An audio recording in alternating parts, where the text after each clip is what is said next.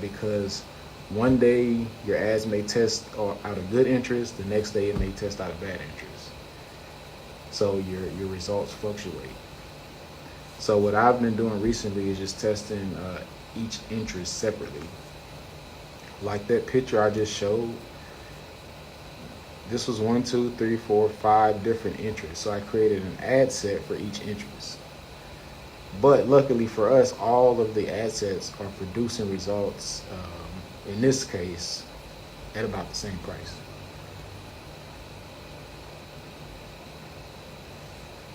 Are the page likes and audience insights? Are the page likes and the audience insights? Can I use page like in interest? What do you mean? Like people who like your page?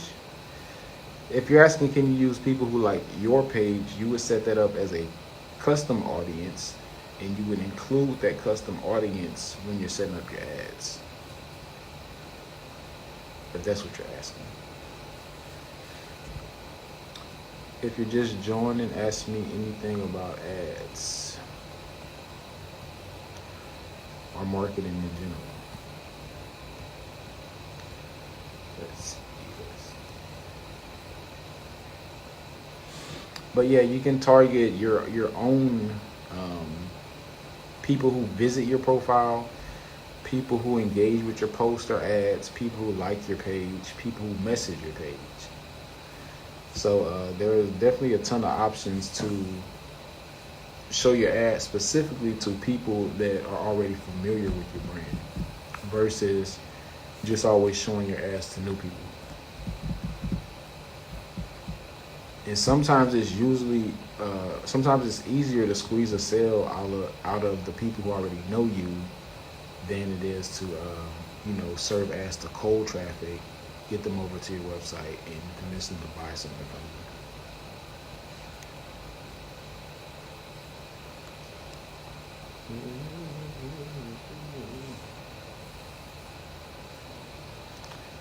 Deluxe Hair Source. Hey, how's it going? Thanks for joining. We're doing Q&A, so if you have any questions, come over. Know the audience insight when you're studying your audience in the page like section where it says what is your audience like. Can you use this interest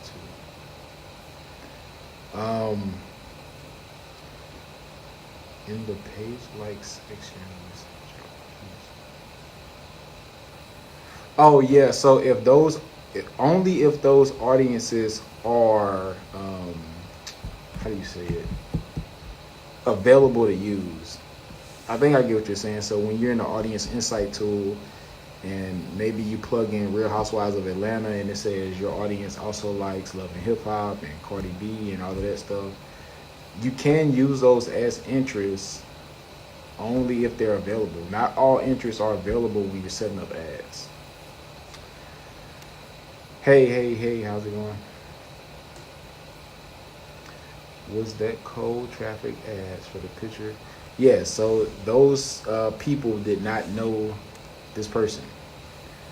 This was 100% cold. So what you should do is set up a cold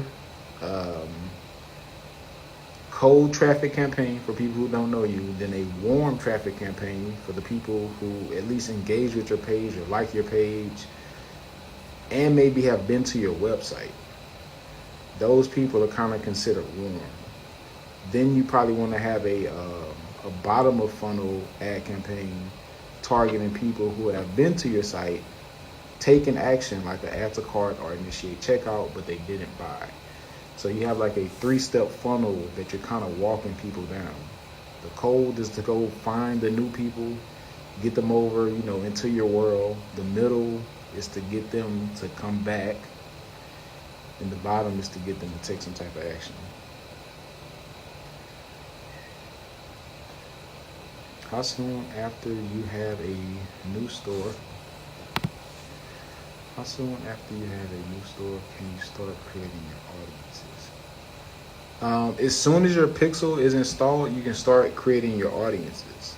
And as people begin to visit your website and engage with your page, those audiences will start filling up.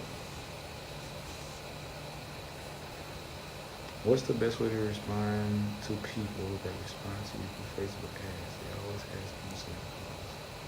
How can I increase conversion?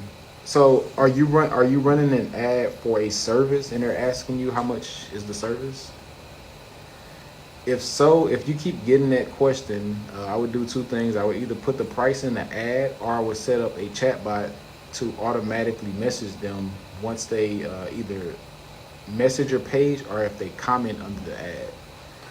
So the chatbot will it'll be like an automated conversation where they can get all information needed before booking or before talking to like a human.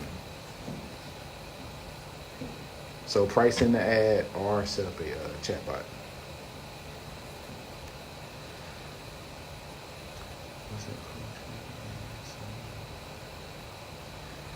Glamis Sadidi, thanks for joining.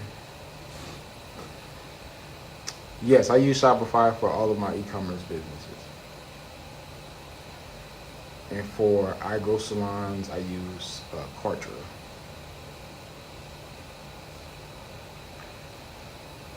Shopify is just, for me, easier to set up, easier to use. It integrates with a lot of stuff.